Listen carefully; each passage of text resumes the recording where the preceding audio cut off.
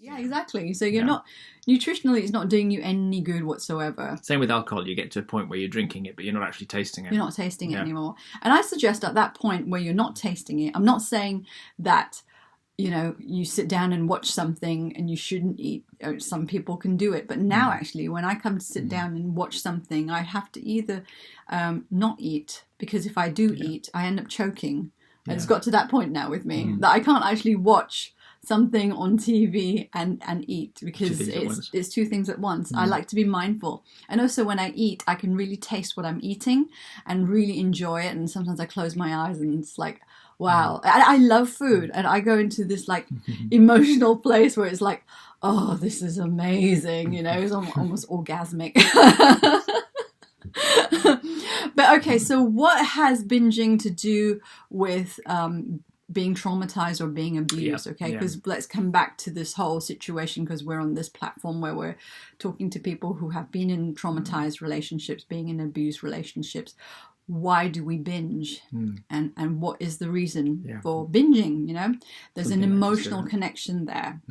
For me, I think it is that part of me that makes me feel I'm putting something in my mouth, and therefore I feel comforted by this amazing taste that is coming out.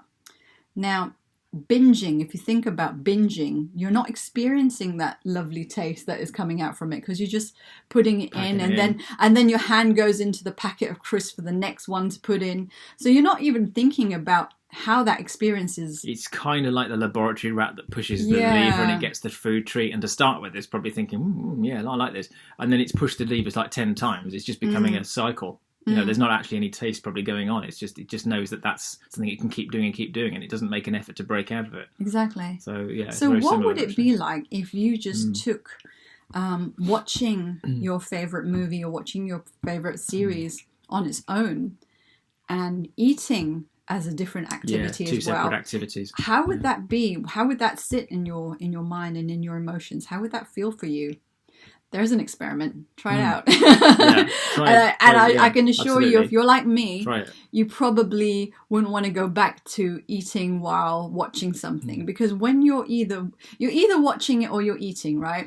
That's how I see it. Because if you're eating, I bite my tongue, I bite the side of my mouth, I injure myself if I'm eating while I'm even reading. And reading is not as bad as watching something, because what happens when you're watching something, your mind is focused on the program. You're following that you're just going, it's slightly different when you're reading. I mean, I must admit, I used to do a lot of reading with dinner. I've done this where I read and I eat, and I have a book stand, as Katrina will tell you, right? And I don't do it as much now. I used to do it a lot, but it's not quite so bad when you read, because you can actually consciously switch off your attention from the book and go back to the food, eat some of the food, switch back to the book. You're not actually usually eating and reading at the same time. But because something on the television is beyond your control, it is playing all the time. It is demanding your attention. So it's actually speeding up your heart rate, which is not good for when you're eating. That's right. It's actually making you probably gulp breath when you shouldn't be. You're gulping, so you're more likely to get flatulence. You're more likely to get wind. All sorts of problems coming from that. So, you're not digesting as well, basically. So it actually brings up those emotions that you used to have when you have anxiety. And we talked about that in the last episode, where we talked about how anxiety and digestion, you can't digest properly if you're feeling anxious. So if you watch if you're watching something that's going to have like that anxiety effect, like, oh, what happens next? Is she going to get the bus in time or whatever? Even in the comedy. Even in the comedy, there's heightened anxiety. Your heart rate goes up, it goes down. It's never stabilized, and that's not the best time to eat. You want to be in a situation where you're stabilized. So the question is now, what role has junk food in our lives if all we do is use it as a form of binging while watching stuff, or even, you like the taste of it, so it's probably something you don't want to give up, understandable.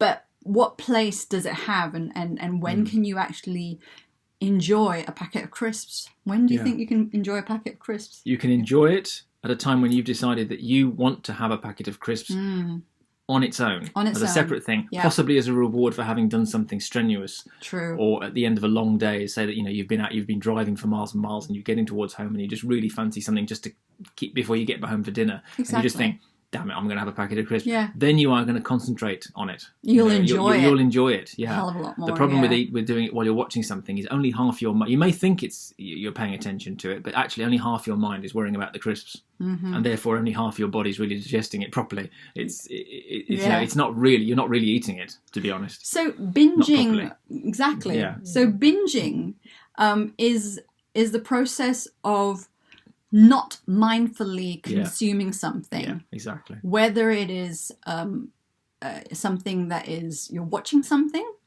because you're watching something, you're taking what you enjoy out of it, but you're not actually mindfully thinking, because what you watch is also going to have an impact on how you feel, and therefore it feeds into your emotions. The same thing as food. So when you're watching something, like Ed was saying, when you come up to like maybe 2 or 3 episodes and you're starting to feel quite lethargic and like, this part of you that's probably saying, if you tune in, this is getting a bit much. Yeah. I kind of don't fancy this. I'm really I'm getting achy. I'm sitting down so long. So maybe that's a good time to have a break, perhaps go for a walk or do something different. Punctuate your day or your hour by doing something different. Maybe watch, if you're watching a series or something, then perhaps have a break after every episode. Absolutely. You go off, something else. Go and do something else, and perhaps make a point to then come back to it maybe if you have to later in the day, rather than it being a continuous thing. Yeah. Don't allow being sitting down on the couch to be your go-to. No, because that's how we fall into this trap of binging, whether it's binging food or whether it's emotional binging by watching something. But the emotional binging is also with food as well, isn't it? Because because you're not mindful. I think the point is to become mindful. And how it connects to abuse is because we crave for that emotion to make us feel better. Yeah, absolutely. So it's comfort, isn't it? It is comfort. It is comfort. A go-to to start with, I would say, as an interim thing, I've done this myself, is that if you feel you need to do something with your hands while you're watching something and you feel awkward, you feel like you want some form of comfort, especially if you're in a cold country, is make a hot drink. And when I say a hot drink, it can be a cup of tea, or it can be hot chocolate, a coffee if you must, or something that will just basically, you can hug and you can put your hands around that will be warm. And I ideally aim for it to eventually be something a bit more healthy, like like a hot lemon or something like that. But something that you're doing something with your hands, keeping you warm, and at least if you get to the point where you think, I want to do something else, you can stop the program, go and make another one, and come back. Exactly. Yeah. Don't be tempted to just think, right now, okay, I finished my drink, now I'm going to get the crisps. Exactly. That's the danger. One point. thing at a time, and the focus is one thing at a time.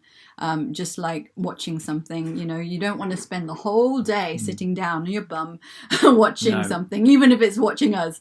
You don't want to spend the whole day doing that. To watch us all day. I wouldn't want to. So it's about having different activities through the day, and how you get out of this rut that you're in, because coming from an abusive space, you want that emotion, you want to feed yourself that comfort. Try and find an alternative to that. So like if you know that watching a program that you like for me, it used to be Friends, and that used to give me a lot of comfort, and I sit and watch Friends. Make sure that you limit it to maybe 1 or 2 episodes. Yeah, I have a rule of 3. Exactly. A rule of 3, yeah. 2 with comedy and a rule of 3 with drama. There's like no more than 3 of anything. Because after that, you're just really not taking it in, to be honest. And then get up, do something else. If bring your dog for a walk, whatever. Do something else.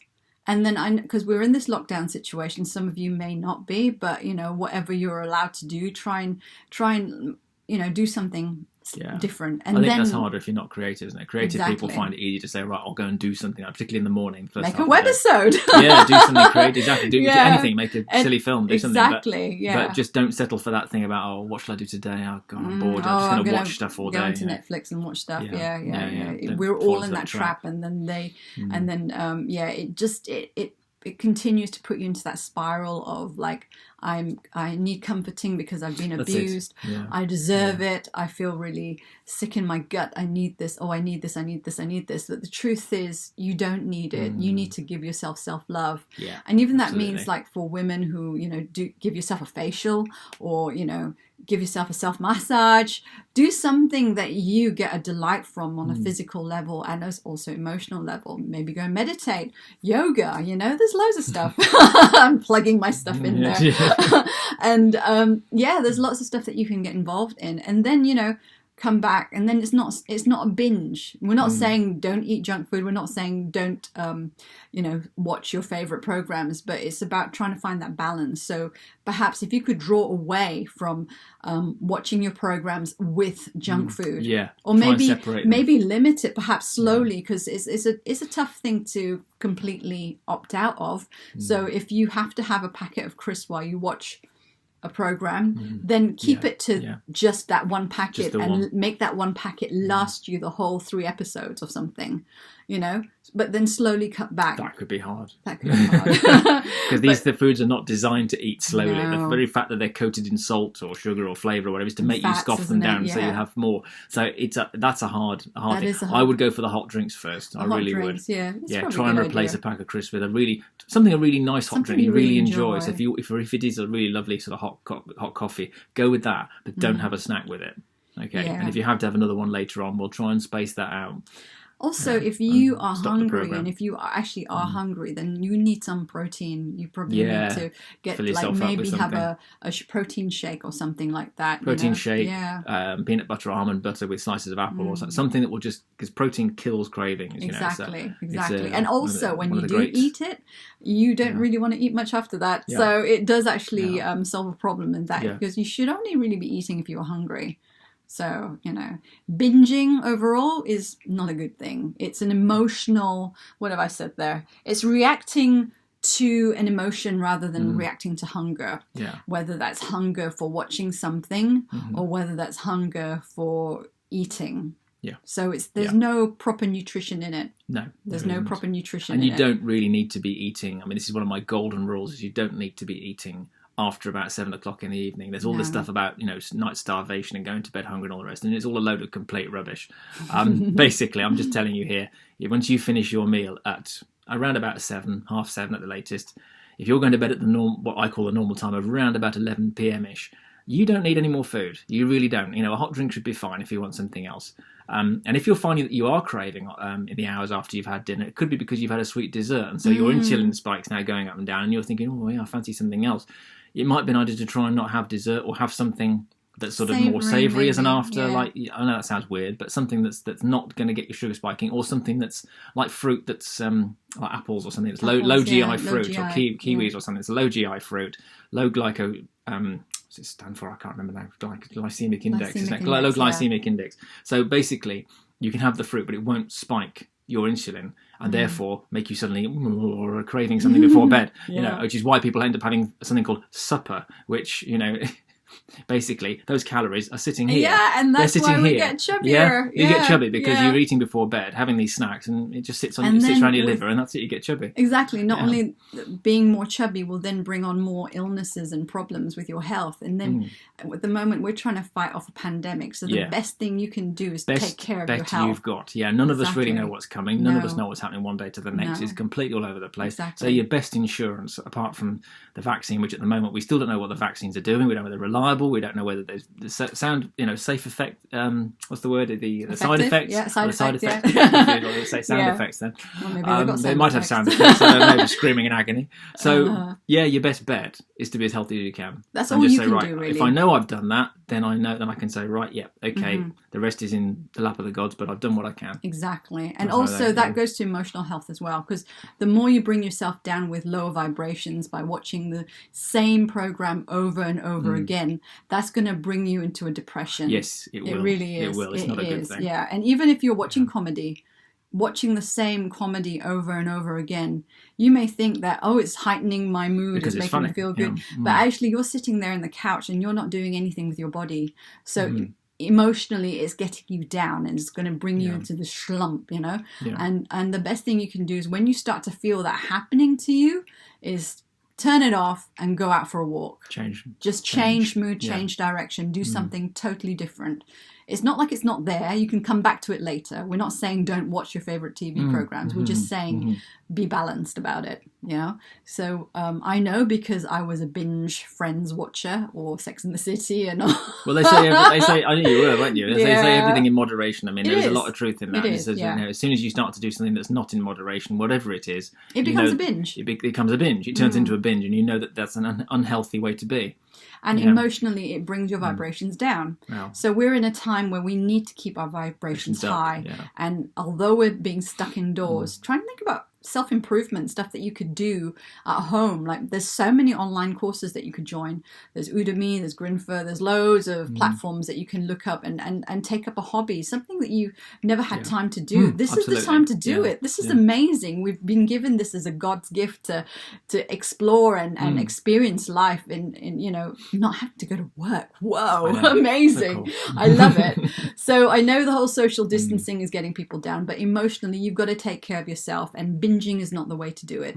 I'm not saying don't watch stuff, but you know, be within balance. Mindful is the word, isn't it? Mindful is the word. I think the one thing you can take away from this program is to be mindful. If you like your snacks, perhaps not have them at the same time that you're going to watch something, so that you can be mindful about eating them, and perhaps you won't eat the whole packet. Perhaps you'll find that a quarter of the packet is enough. You know, so it's about being mindful. Enjoy your crisps, enjoy your chocolate. Really taste what you're having, and pause and breathe and take it all in and take it in and experience what that is like. But if you combine the two, both of those become mindless activities, and you think you're enjoying the program, but actually you're not enjoying the program because you're not really into it 100% because you're putting stuff in your mouth, and that's obviously taking up some of your brain, isn't it? So you're not enjoying the food either. Exactly. So my advice, if you wish to take it, is to try and separate the two. So if you're going to binge eat, you probably won't be binge eating, because all you'll do is you'll just have those snacks on its own. And then if you want to binge watch, you can watch your program on its own. And take Ed's advice about making a hot drink. Yeah.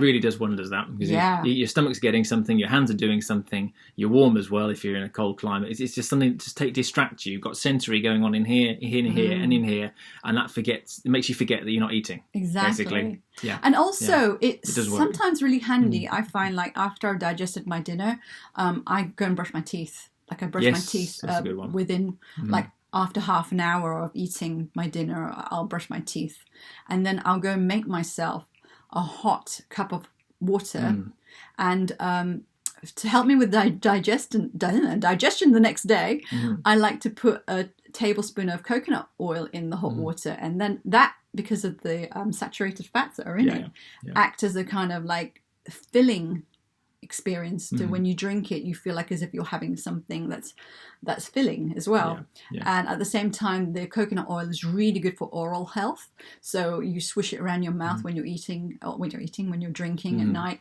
and that's really good for you too. So anyway, that is it from us. We'd love to hear from you, so please feel free to comment below and like it and share it and subscribe, and we'll see you next week for another webisode. All right. Webisode. Namaste. Namaste. Take care.